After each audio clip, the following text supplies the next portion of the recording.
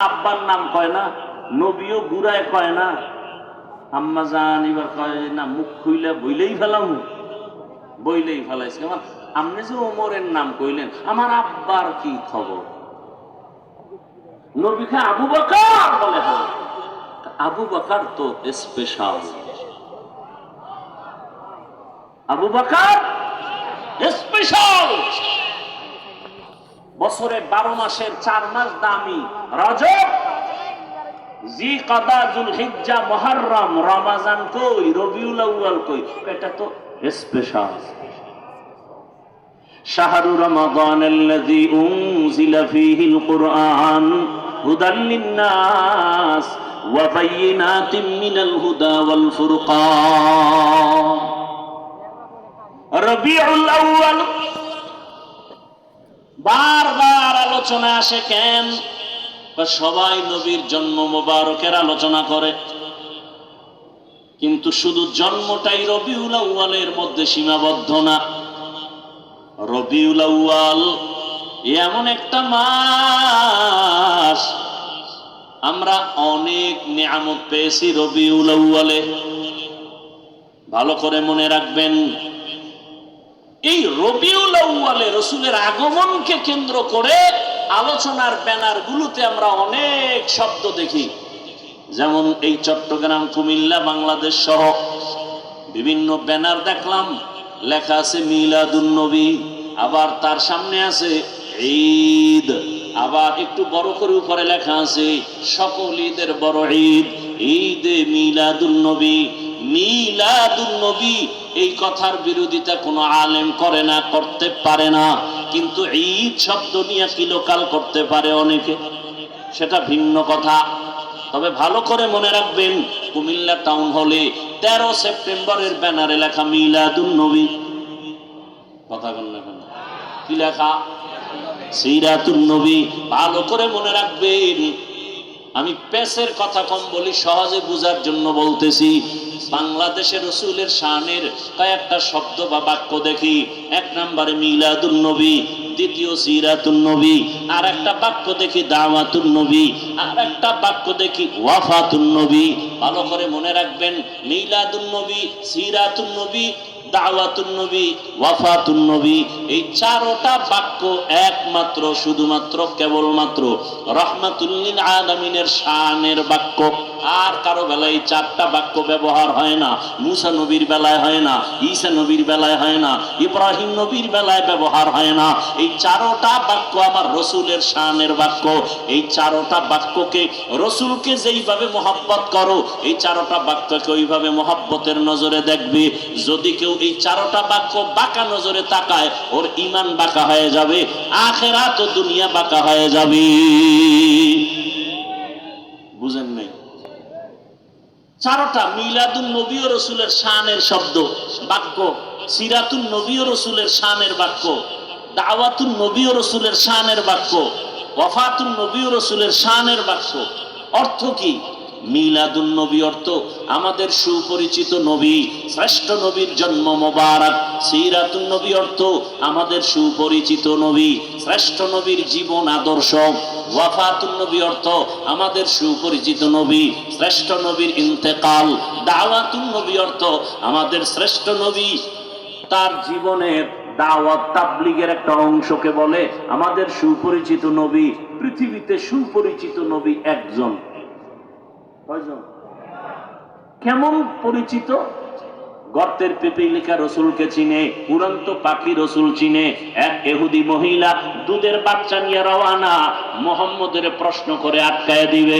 এবার রওয়ানা, রহমতের নবীর সামনে যাইয়া ইহুদি মহিলা প্রশ্ন করার আগে দুধের বাচ্চা রহমতের নবীরে কথা বলতে পারে না যে বাচ্চা, সে বাচ্চা রাসূলকে সালাম দিয়ে দিল।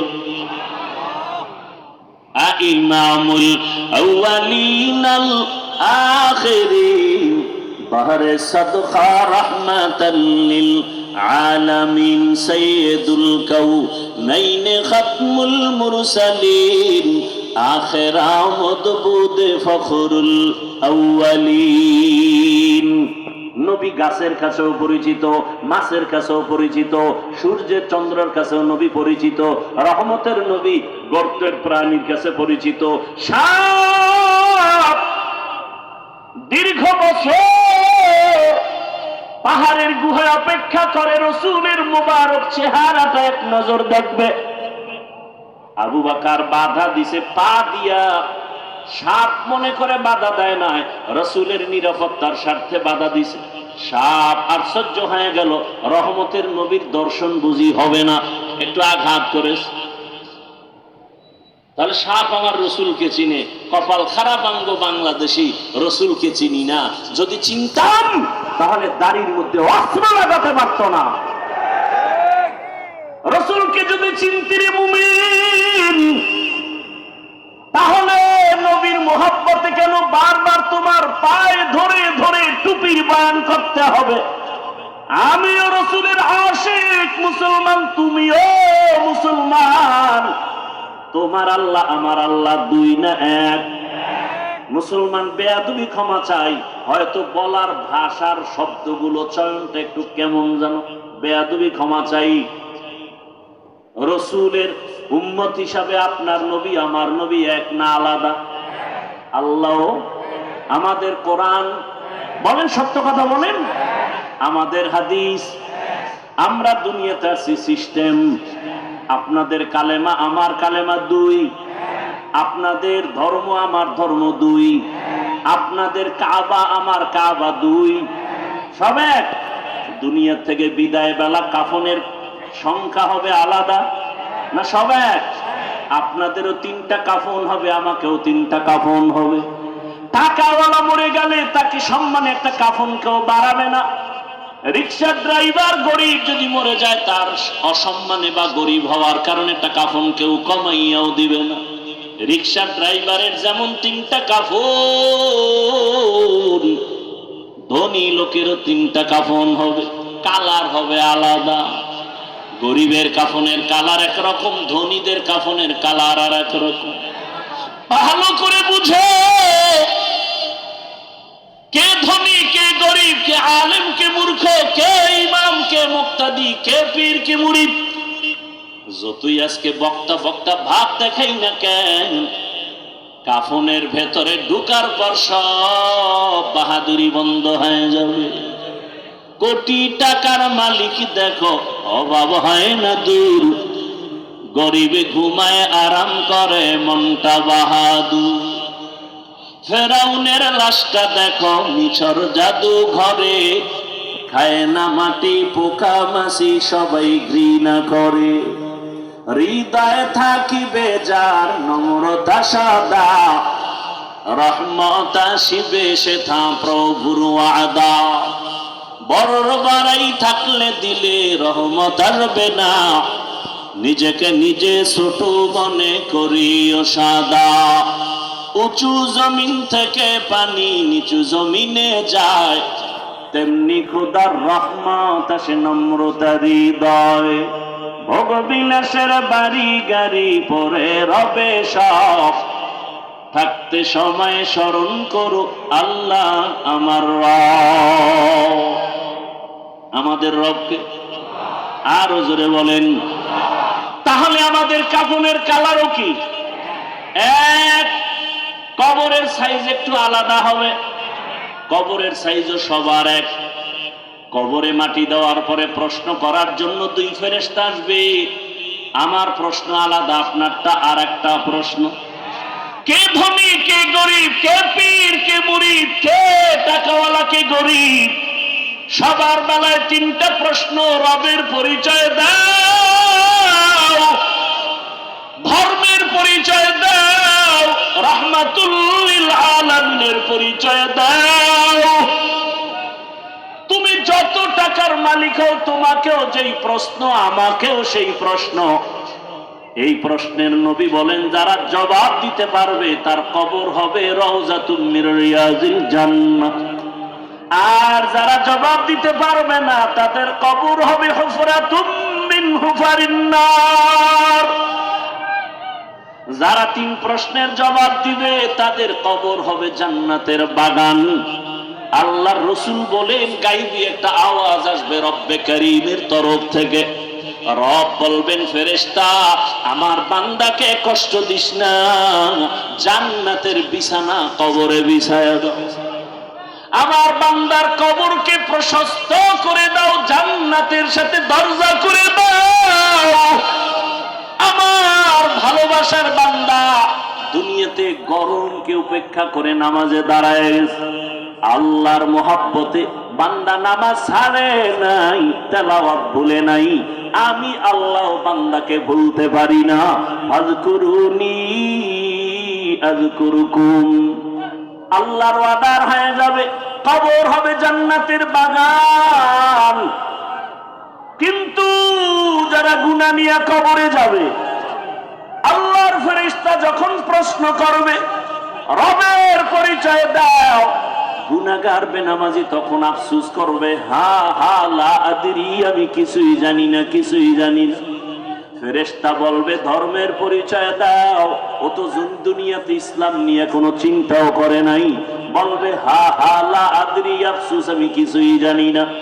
আবার যখন বলবে রহমতের নবীর চিনুনি, জীবনে তো রহমতের নবীর সুন্নতের আমল করে নাই, মেসওয়াকের আমল নাই, দস্তরখানের আমল নাই, নিজেও দাড়ি রাখে না, অন্যে রাখে পছন্দ করে না, নিজেও হালাল খায় না, অন্যে খায় পছন্দ করে না, রহমতের নবীকে দেখে চিনবে না, বলে চিনি না আমি, হা হা লা আদরি। আর সাথে সাথে রব্বে কারীমের তরফ থেকে গায়বী আওয়াজ আসবে, আল্লাহ তাআলা বলবে ও ফেরেশতা এই নাফরমানের আর কোন সুযোগ দিও না, একে ধরো, এর আর সুযোগ দিয়া কোনো লাভ নাই, একে ধর। আমার দেওয়া পানি, আমার দেওয়া বাতাস, আমার দেওয়া সূর্যের আলো, চাঁদের আলো, আমার দেওয়া জমিনের ফল খাই, ফসল খাইলো, গাছের ফল খাইয়া, নদীর মাছ খাইয়াও বান্দা আজান শুনে মসজিদে যায় নাই, আলেম ওলামারা নামাজের দাওয়াত দিত, নামাজ পড়ে নাই, বরং বাহাদুরি করত, নামাজ পড়ে কোনো লাভ নাই, রোজা রাখিয়া কোনো লাভ নাই। আমি আল্লাহ এত অন্যায় করার পরে দুনিয়াতে কিছু বলি নাই, আমার মোহাব্বত বাদ দিয়া আলেম ওলামাদের গালাগালি করত, নিজেও পর্দা করত না, যারা পর্দা করত তাদের গালাগালি করত। আল্লাহ বলবে ফেরেশতা একে আর কোনো ছাড় দিয়া লাভ নাই, এর কবরটাকে দুই দিক থেকে এত জোরে চাপ দাও, এর কবরটা জাহান্নামের সাথে রাস্তা বানায় দাও। আল্লাহর ওয়াদারে কবরটা জাহান্নামের আগুনে ভরে যাবে। আল্লাহ বলবে রে কবরের মাটি এই গুনাহগার নাফরমানের জোরে জোরে চাপ দাও। এত জোরে চাপ দিবে বেঈমান নাফরমান বেনামাজির এক পাজরের হাড় আর এক পাজরের সাথে ঢুকে যাবে, আর সাপে আঘাত করা শুরু করবে। ওরে কারো কবরে ৯৯টা সাপ, কারো কবরে ৭০টা সাপ আসবে।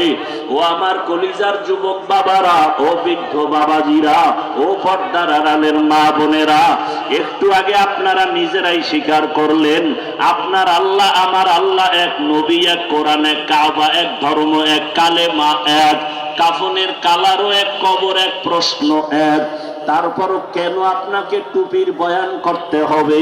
আপনাকে কেন পর্দার বয়ান করতে হবে? আমি টুপি খুলতে চাই না আর আপনি টুপি দিতে চান না, আমি দাড়ি কাটতে চাই না আপনি রাখতে চান না, আমি মসজিদে না ঢুকলে কষ্ট পাই আর আপনার ঢুকতে গেলে কষ্ট লাগে, বুঝি না আমি ভুলে আছি নাকি আপনারা ভুলে আছেন। এরপরেও তো পাও ধরে ধরে উলামায়ে কেরাম আপনাদের বুঝায়, এত বিরোধিতা করেন তারপরও কোনো উলামায়ে কেরাম গালি দেন না। আরে সরকারি চাকরি করে, বেসরকারি চাকরি করে যারা দৈনিক ৮ ঘন্টা ডিউটি, মাসে ২০,০০০ টাকা বেতন পায়, নিম্নে আরো কত বেশি পায়, আবার বিভিন্ন ভাবে আরো ইনকাম আছে, কিন্তু একবারও কি ভাবছেন বিবেক দিয়া একজন আলেম মসজিদে ইমামতি করতে গিয়া ২৪টা ঘন্টায় ডিউটি করে, বেতন ১০,০০০, গ্রাম এলাকায় ৫,০০০-এর বেশি দেওয়া হয় না, তাও মাসে মাসে ক্লিয়ার না। একজন ইমাম ২৪ ঘন্টা ১২ মাস ডিউটি করিয়াও বেতন ঠিক মতো না পাইয়া কোনদিন ইমাম কোন কমিটির বিরুদ্ধেও বলে না, বরদোয়াও করে না, বরং মুনাজাতে চোখের পানি ছেড়ে দোয়া করে, হে মালিক এলাকায় শান্তি দাও, ব্যবসায় বরকত দাও, কবরওয়ালাদের জান্নাত বানায় দাও, অসুস্থ রোগীরে সুস্থ বানায় দাও। ওলামায়ে কেরাম এত কষ্ট করিয়া নিঃস্বার্থভাবে আপনাদের পেছনে দৌড়ায়, ও আল্লাহর বান্দারা, এরপরও যদি আলেমের কথা না শুনিয়া বিরোধিতা করিয়া কবরের বিছানায় পড়িয়া যান, আল্লাহর ওয়ার্ডার হয়ে যাবে জাহান্নামের ফেরেশতাকে ধর। ওরে আমি এদের আর কোনদিন ছাড় দিব না, এদেরকে কিয়ামতের দিন টানতে টানতে জাহান্নামের দিকে নেওয়া হবে। আর অর্ডার হবে, ওয়াসিকাল্লাযীনা কাফারু ইলা জাহান্নামা যুমারা হাত্তা ইযা জাউহা ফুতিহাত আবওয়াবুহা ওয়া ক্বাল। আল্লাহ তাআলা জাহান্নামের অর্ডার করবে, কে ধরে নাও। কিয়ামতের ময়দান এমন কঠিন ময়দান হবে। আম্মা জান আয়েশা বলেন, একদিন দেখি রহমতের নবী আমার হুজরায় বসে গুনগুন করে কান্না করেন। আমি আয়েশা ভয় পেয়ে গেল, বুঝি আমার বেয়াদবি হয়ে গেল। আমি গিয়া জিজ্ঞাসা করলাম, ইয়া রাসূলুল্লাহ, আপনি কাঁদেন কেন? মায়ার নবী কয়, আয়েশা, আমার যখন খাদিজার কথা মনে পড়ে চোখের পানি ধরে রাখতে পারি রে আয়েশা।